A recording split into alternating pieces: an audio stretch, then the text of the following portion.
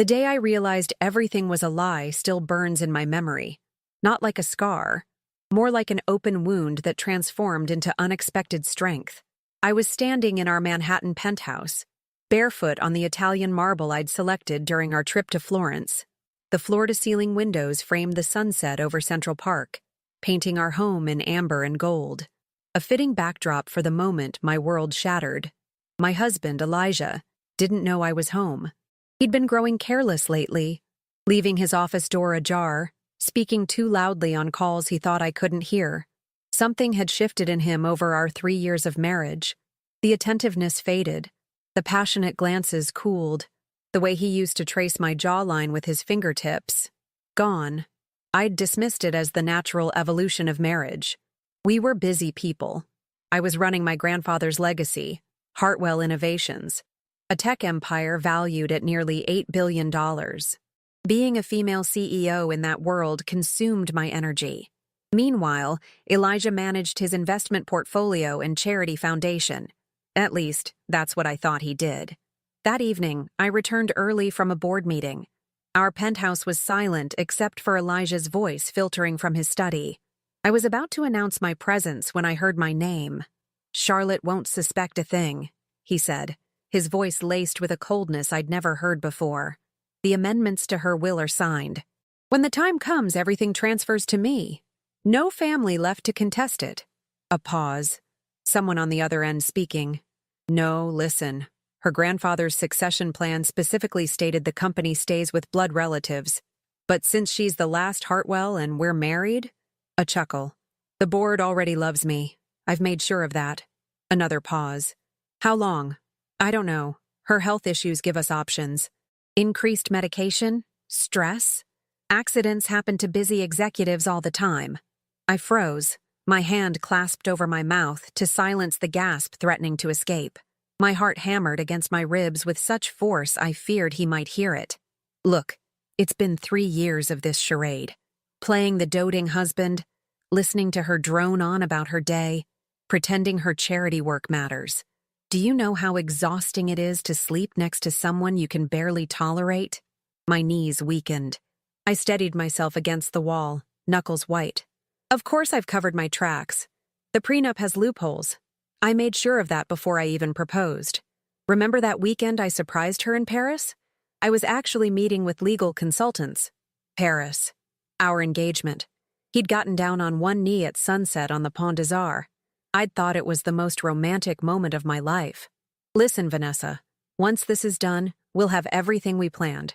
The house in Malibu, the yacht, all of it." Vanessa. The name hit me like a physical blow. His executive assistant. The woman who sent me flowers on my birthday with a card signed "From Elijah with Love." The one who helped him select my Christmas gifts. I must have made a sound because suddenly, Elijah went silent. Then, "I have to go. I'll call you later." I could have confronted him then. Stormed in, screamed, thrown things, all the predictable reactions. Instead, something inside me went perfectly, terrifyingly calm. I quietly walked back toward the elevator, pressed the button, and let the doors close loudly enough for him to hear. Then I called out, "Elijah, I'm home early." When he emerged from his office, he was all smiles and warm embraces. His cologne, the one I'd given him for our anniversary, enveloped me as he kissed my cheek. His hands, the same hands that had just gesticulated while discussing my eventual demise, now caressed my shoulders with fabricated tenderness. "How was your meeting, darling?" he asked. His blue eyes, the eyes I once thought reflected the ocean where we first met, now seemed as shallow as a puddle. "Enlightening," I replied, my voice steady despite the hurricane raging inside me. "Truly eye-opening." He smiled, oblivious to the double meaning. "That's wonderful. I've ordered dinner from that Italian place you love." The irony wasn't lost on me. He was ordering my favorite meal while planning my funeral. "Perfect," I whispered, matching his performance with one of my own. "I'm just going to freshen up." In our master bathroom, I stared at my reflection. My grandfather's words echoed in my mind. "Charlotte, in business and in life, never let them see you bleed." Harold Hartwell had built an empire from nothing, survived corporate takeovers and betrayals. He'd raised me after my parents' plane crash, taught me that vulnerability was private, but strategy was everything. I studied my face, high cheekbones inherited from my mother, determination in my eyes from my father, and the calculating intelligence that was purely grandfather. I wasn't just a Hartwell by name. It was in my DNA. In that moment, looking at myself, I made a decision. Elijah thought he was playing chess, but he didn't realize he was moving pieces on my board. I splashed cold water on my face, reapplied my lipstick, Crimson Victory, my signature shade, and walked back out to dine with the man who planned to kill me. "Everything okay?" he asked, opening a bottle of my favorite Bordeaux. I smiled, raising my glass in a toast. "To revelations," I said. He clinked his glass against mine, confusion momentarily clouding his features before his mask slipped back into place. "To us," he countered. "Yes," I agreed, sipping the wine slowly, savoring both its rich notes and the knowledge he couldn't see coming. "To what we truly deserve." The next 3 months were a masterclass in deception, not his, but mine. Every morning I woke beside Elijah, studying the profile of the man who wore love like a costume. I'd brush my lips against his cheek, whisper, "I love you," and swallow the bitter taste of those words. At night, I'd listen to his breathing, wondering at what point in our relationship the genuine had become counterfeit. Was it ever real? Had he targeted me from the beginning? The Hartwell heiress, newly emerged from mourning my grandfather, vulnerable in my new role as CEO? I remembered our first meeting at the charity gala. I'd been overwhelmed, drowning in responsibilities I felt unprepared for. Elijah appeared like salvation in a tailored suit, attentive, knowledgeable about my company, passionate about similar causes. Now I understood it had been reconnaissance, not coincidence. "You look beautiful today," he'd say over breakfast, his eyes never quite reaching mine as he scrolled through his phone. I'd thank him, wondering if he was texting Vanessa right in front of me. "Will you be late tonight?" became his favorite question. Now I recognized it for what it was, scheduling his freedom around my absence. During board meetings, I started noticing things I'd been blind to before. How Elijah had ingratiated himself with key members. How he'd suggested replacements for retiring executives, people who now looked to him more than me. The subtle way he would interject during my presentations, not quite undermining but positioning himself as the steadier hand. "What would your grandfather think of this direction?" he asked publicly during one meeting, knowing full well how that question would sting. Harold Hartwell's legacy was my North Star. Questioning my stewardship of it was calculated cruelty. The board members shifted uncomfortably. I felt their confidence in me waver. "My grandfather," I responded, maintaining eye contact with my husband, "taught me to recognize snakes in the garden. Don't worry, I haven't forgotten that lesson." Confusion flashed across his face before he recovered with a charming laugh. "Always the sharp one, my wife." At home, the performance continued. He'd bring me tea when I had a headache, tea I never drank after overhearing his call. He'd suggest vacations to remote locations, adventures with risky activities. Each suggestion now carried ominous undertones. "You work too hard," he'd say, massaging my shoulders as I reviewed company reports. "You need to relax more. Your health should come first." My health issues that he'd mentioned on the phone were merely the occasional migraine and the anxiety I'd confided in him about during our first year of marriage. Now he amplified every symptom, suggesting doctors, medications. "I've scheduled you an appointment with Dr. Mercer," he announced one evening. "He specializes in stress management and has some innovative approaches." I later discovered Dr. Mercer had lost his license in 2 states for ethical violations. The final confirmation came when I found the life insurance policy, $5 million, taken out without my knowledge, with him as the sole beneficiary. The paperwork was hidden in a locked drawer in his study, a drawer I shouldn't have been able to open, except I'd had a locksmith make me a copy of every key in our home while Elijah was on a business trip to Boston. A trip where Vanessa had coincidentally been absent from the office as well. That night, as we prepared for a gala, I watched him adjust his bow tie in the mirror. How handsome he was, as if the devil needed good looks to sell damnation. Charlotte, he said, catching my reflection behind him. You're staring. Just admiring what's mine, I replied, the words ash in my mouth. At the gala, I observed him working the room. The easy laughter, the strategic conversations with influential people, the occasional protective hand at the small of my back when others could see. And then there was Vanessa, stunning in emerald green, maintaining professional distance yet communicating volumes through brief glances. I excused myself to the powder room, where I found her touching up her lipstick. Beautiful event, she said, her smile not reaching her eyes. Elijah really pulled out all the stops on the planning. Did he? I asked innocently. I thought you managed most of the details. Oh, well, yes, the execution, she backpedaled. But the vision was all his. He's quite remarkable that way. Indeed. So attentive to what matters to him. Our eyes met in the mirror. A moment of tension stretched between us. He speaks very highly of you, she offered, dropping her lipstick into her clutch. Funny, I replied, smoothing my dress. He hardly speaks of you at all. I left her there, color rising to her cheeks. Back in the ballroom, I found Elijah in conversation with James Porter, our chief legal counsel. James looked uncomfortable, nodding stiffly as my husband spoke animatedly. Everything all right? I asked, slipping my arm through James's. Elijah was just suggesting some updates to the company succession protocols, James said carefully. Given your health concerns, I felt Elijah's hand press against my back, a gesture that once felt protective now registered as possessive. My health is excellent, I countered, smiling brilliantly, though I appreciate everyone's concern. Later that night, as we rode home in silence, I gazed out at the city lights. All those buildings, all those lives, all those stories of betrayal playing out behind lit windows. Was I truly alone in this? Or was this the most common story never honestly told? I gave everything to him, I thought, as I watched his reflection in the car window. My trust, my love, my vulnerability. And he packaged it all as an investment toward my destruction. Elijah reached for my hand in the darkness. I let him take it, his warm fingers interlacing with mine. How strange that the touch that once thrilled me now made my skin crawl. How terrible that I could still remember loving him while planning his downfall. You seem distant tonight, he murmured. Just tired, I answered, squeezing his hand with false affection. I'm exactly where I need to be.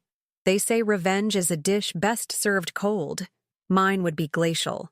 The morning after the gala, I began implementing what I privately called Operation Glass House. If Elijah thought he could shatter my world, I would make sure he was standing on brittle ice when it happened. First, I needed allies, but trust had become a luxury I couldn't afford. Instead, I created compartmentalized relationships where each person knew only their piece of the puzzle. I started with Diane, my grandfather's former executive assistant who had retired shortly after my marriage, a retirement I now suspected Elijah had orchestrated. Charlotte Hartwell, she said when I appeared at her Connecticut cottage, surprise evident in her voice. What brings the Queen of Tech to my humble abode? I need your discretion and your memory, I replied, accepting the tea she offered. And I need to know why you really left. Her shoulders straightened. He said you wanted fresh blood, younger energy. I didn't believe it, but when the severance package came with your signature, a signature I never authorized, I said quietly. Understanding dawned in her eyes. Without another word, she retrieved a leather-bound journal from her bookshelf.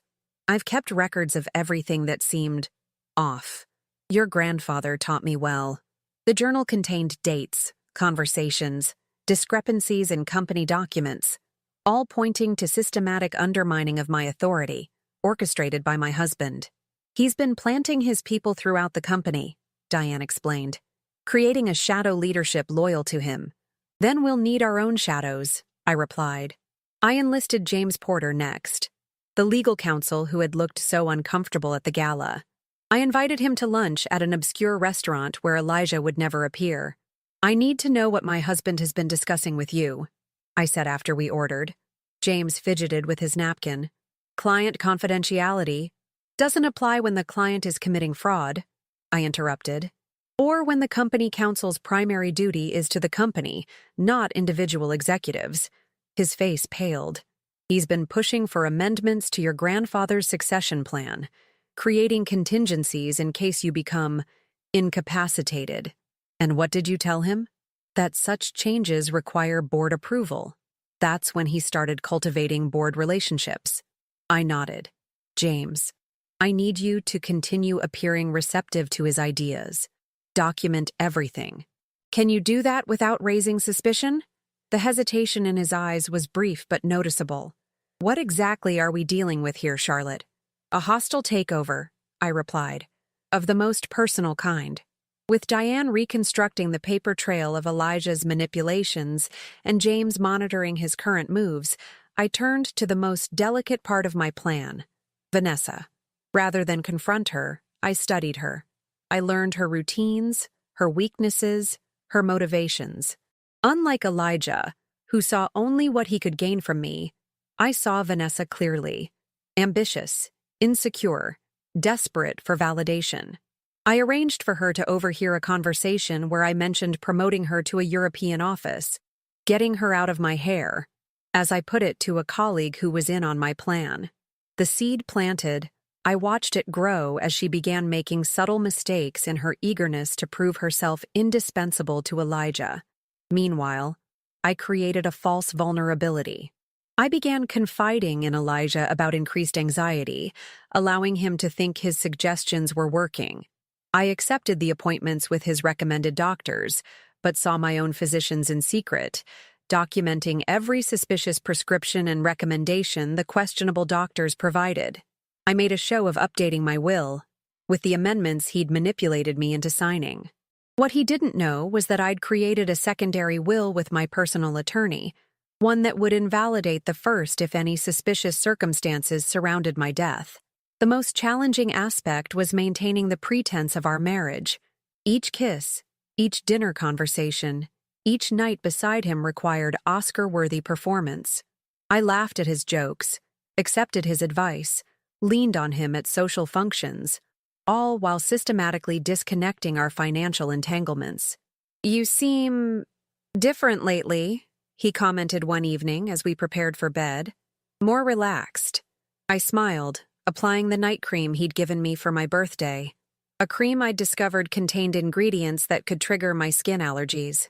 "I think the new medication is helping. You were right about Dr. Mercer." His smile didn't quite reach his eyes. "I'm glad. I just want what's best for you." "I know you do," I replied, watching him through the mirror. "You always have my best interests at heart." 6 months into my plan, I discovered something unexpected while reviewing old company records with Diane. A pattern of investments Elijah had guided the company toward, all connecting back to shell corporations that, when unraveled, led to a single source: Elijah's former business partner, Marcus Reed. The same Marcus Reed who had allegedly died in a boating accident 2 years before I met Elijah. "He's alive," I whispered, connecting the final dots. "And they've been working together this entire time." The realization transformed my understanding of the trap I was in. This wasn't just about my fortune or the company. This was an elaborate scheme years in the making. I hired a private investigator who specialized in finding people who didn't want to be found. 3 weeks later, I received a file containing photographs of Marcus Reed very much alive, residing in a private compound in Argentina. And beside him in several photos, Vanessa. The puzzle assembled itself before my eyes. Marcus, the financial genius. Elijah, the charismatic frontman. Vanessa, the inside operative. And I was merely the vault they needed the combination to. That night, I stood on our penthouse balcony, looking out at the city that had witnessed my family's rise over generations, the empire my grandfather built, that my parents had expanded, that now rested in my hands. "Beautiful view," Elijah said, joining me with 2 glasses of champagne. "What are we celebrating?" I accepted the glass, noting how careful he was to hand me the one from his left hand. "The future," I said, pretending to sip, "and the past that shapes it." "Poetic," he remarked, drinking deeply from his own glass. "You seem contemplative tonight." "Just thinking about legacy," I replied, and what people truly leave behind when they're gone. He had no idea how prophetic those words would soon become. The annual Heartwell Foundation Gala provided the perfect stage for the final act. For generations, my family had used this event to announce major initiatives and company directions. This year would be no different, except everything would change. I spent weeks ensuring every detail was perfect. The venue, my grandfather's favorite museum, the guest list, carefully curated to include key players in my industry, the entire board, media representatives, and most importantly, people Elijah didn't know I knew. As I dressed that evening in a gown of midnight blue, my grandfather's favorite color, Elijah watched me with appreciative eyes. "You're stunning tonight," he said, adjusting his cufflinks, platinum with sapphire insets, a gift from me on our first anniversary. "Ready to dazzle the board?" "More than ready," I replied, securing diamond earrings that had belonged to my grandmother. "Tonight feels significant?" His smile flickered with something I now recognized as calculation. "Every year you say that. This year I mean it." At the gala, I played my role flawlessly. The gracious hostess, the committed CEO, the adoring wife. I watched Elijah work the room, confirming board members' support, laughing with key investors, his hand possessively at the small of my back whenever cameras pointed our way. Vanessa arrived looking nervous, her eyes darting between Elijah and me. I'd ensured her invitation after accidentally seeing text messages on Elijah's phone about her attendance being crucial. Little did they know I'd wanted her there all along. At precisely 9 o'clock, I took the stage for my annual address. Elijah stood in his usual spot near the front, champagne in hand, expression attentive and supportive. "Good evening," I began, surveying the room filled with elegantly dressed power players. The Heartwell Foundation has always been about legacy, about creating something that outlasts us all. The room quieted, attention focused on me. My grandfather used to say that true wealth isn't measured in dollars but in impact, in the changes we create that can't be undone, in the truth we bring to light that can't be buried again. I noticed Elijah shifting slightly, a barely perceptible furrow appearing between his brows. "Tonight, I'm announcing several changes to Heartwell Innovations and the Foundation, changes that honor that legacy of impact and truth." I smiled directly at my husband. "First, I'm pleased to announce our acquisition of Reed Technologies, a company presumed defunct after the disappearance of its founder, Marcus Reed." Murmurs rippled through the crowd. Elijah's glass halted halfway to his lips. An extensive investigation revealed Reed Technologies has been operating through shell corporations for years. Tonight we're bringing it into the light, and under the Heartwell umbrella. I gestured to the side entrance where 2 security officers escorted in a man many thought dead. Marcus Reed looked older than his photos, his expression thunderous as he surveyed the room. "Mr. Reed has agreed to cooperate fully with federal authorities regarding certain financial irregularities in exchange for considerations in his case." Elijah's face had gone from confused to ashen. He began moving toward the exit, only to find his path blocked by more security personnel.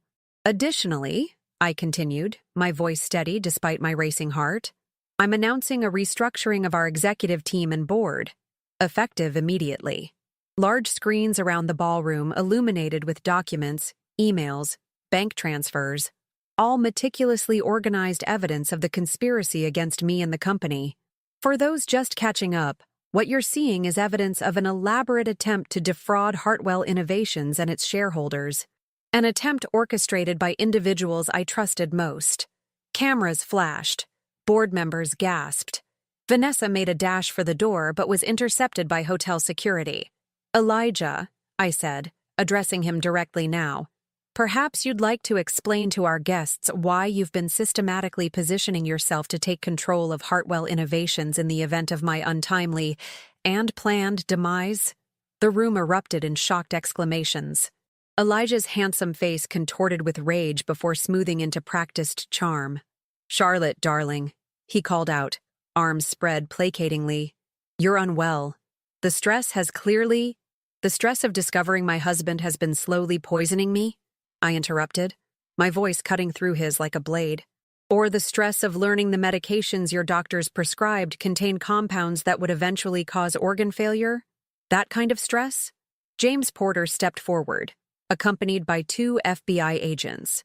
Mr. Hartwell Brooks, we have some questions regarding certain financial transactions and insurance policies. This is ridiculous, Elijah sputtered, looking around wildly for allies. Charlotte is clearly experiencing paranoid delusions. Ask anyone, she's been increasingly unstable. Actually, came a familiar voice from the crowd, she's been remarkably lucid. Dr. Elizabeth Chen, my actual physician for the past decade, stepped forward. I've been monitoring Charlotte's health weekly.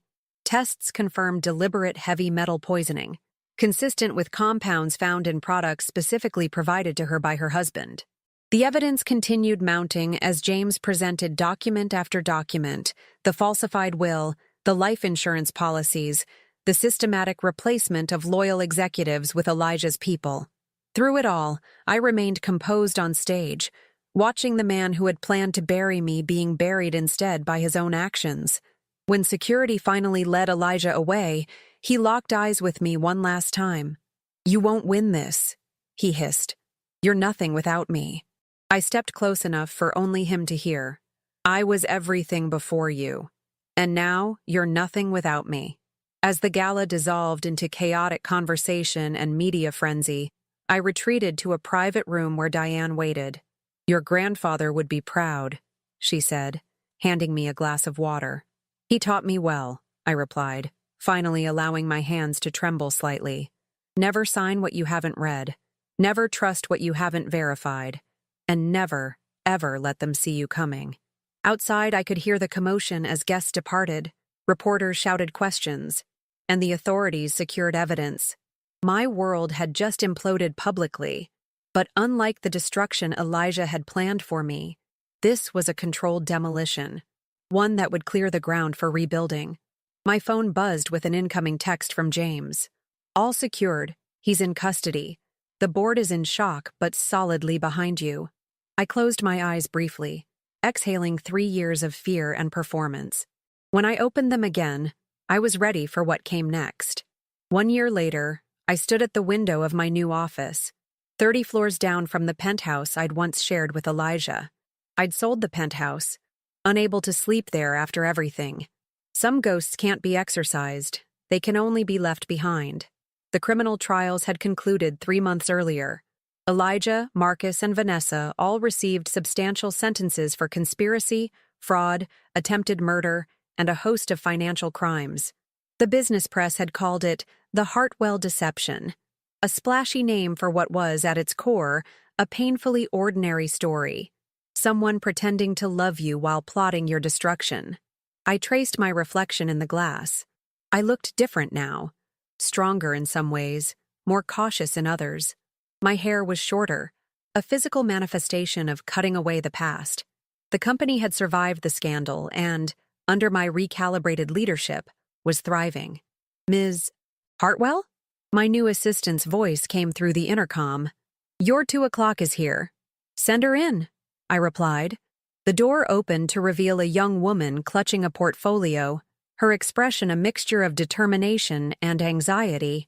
She reminded me of myself at 25, before Elijah, before the betrayal, when ambition burned clean.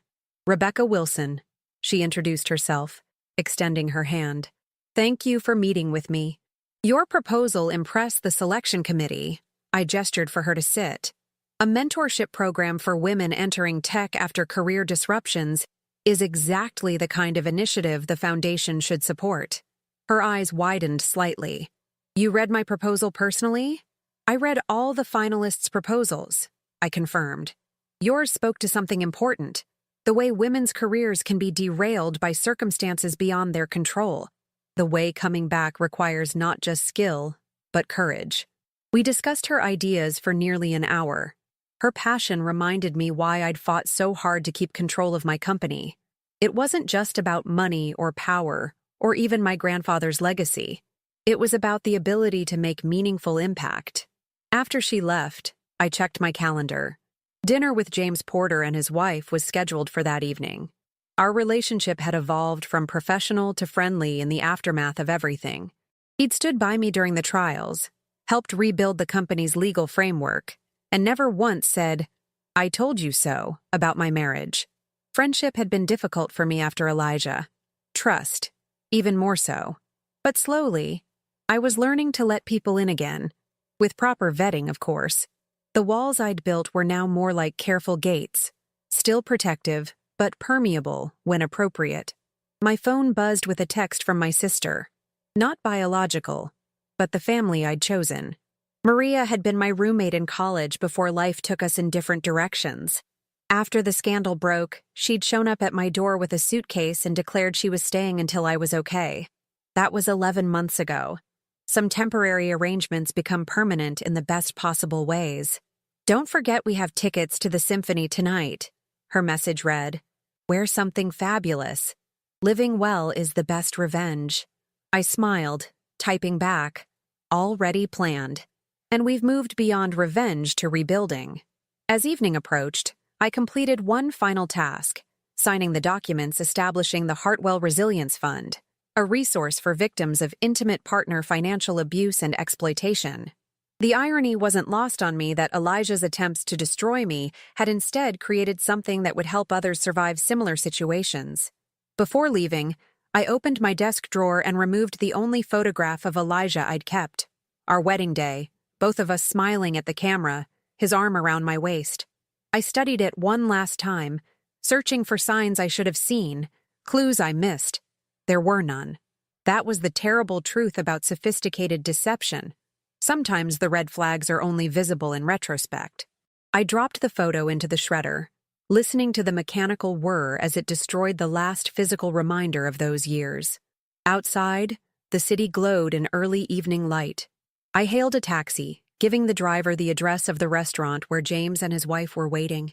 As we pulled into traffic, I caught my reflection in the window. Composed, purposeful, scarred but intact. My grandfather once told me that every Heartwell generation faces a defining crisis that either breaks them or becomes their legacy. Elijah had intended to be my destruction. Instead, he became the forge that refined me. I am Charlotte Heartwell.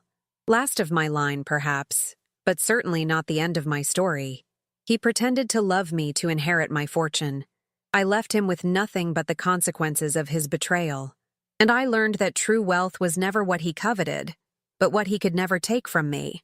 The strength to rebuild